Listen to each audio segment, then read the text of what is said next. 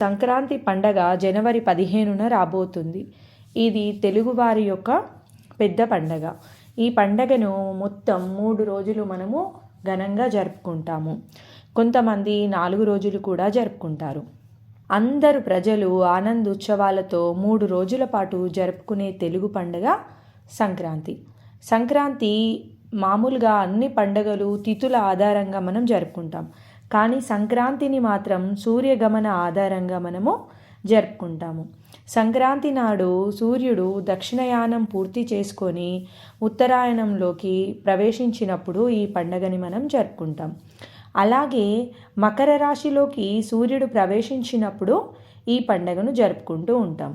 అనగా సూర్యుడు మకర రాశిలోనికి ప్రవేశించినప్పుడు ఈ పండగను జరుపుకుంటూ ఉంటాము. సంక్రాంతి ఉత్సవాలను కొందరు నెల రోజుల పాటు జరుపుకుంటారు.